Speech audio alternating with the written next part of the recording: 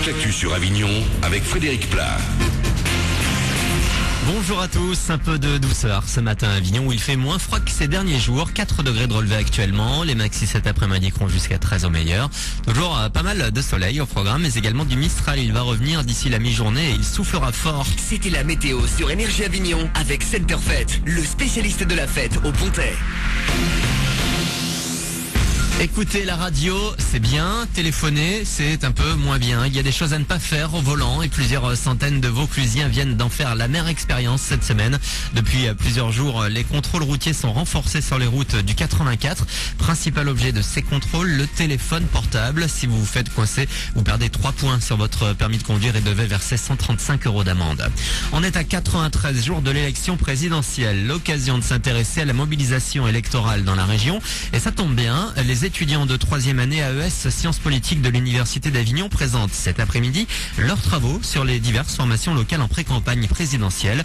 À quelques heures de cette rencontre, la pression monte. Alexandre Martinez est l'un des étudiants. Je suis pas trop stressé, mais je pense que certains étudiants sont un peu stressés, mais c'est normal du fait de passer devant des élus qui ont quand même une importance assez élevée sur le Vaucluse.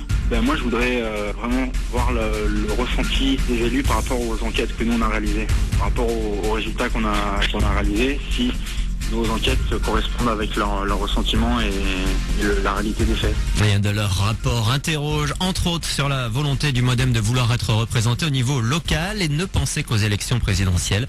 Pour en savoir plus, rendez-vous à 14h30 à l'Université d'Avignon sur le site Sainte-Marthe dans l'amphi numéro 6. Plus d'infos sur unif-avignon.fr. Le gros coup dur pour tous ceux qui téléchargent sur Internet. La justice américaine a fait fermer hier soir le site Mega Upload, plateforme bien connue des internautes, notamment pour les films, les séries, la musique, le plus souvent en téléchargement illégal. Les pirates n'ont pas tardé à réagir. En représailles, un collectif Anonymous a réussi à mettre hors service les sites du FBI, du ministère de la Justice aux États-Unis et aussi celui de la Maison de disques Universal pendant plusieurs heures. L'Euro de handball terminé pour le Vauclusien Michael Guégou. L'ailier des experts souffre d'une pubalgie et doit rentrer en France aujourd'hui alors que son équipe joue ce soir le dernier match de la première phase de l'Euro. Les Bleus ont besoin d'un nul face à la Hongrie pour se qualifier pour le second tour. Début de la rencontre à 20h15. Voilà pour vos infos, il est 7h35, c'est Manu dans le 6-9. Bon début de journée.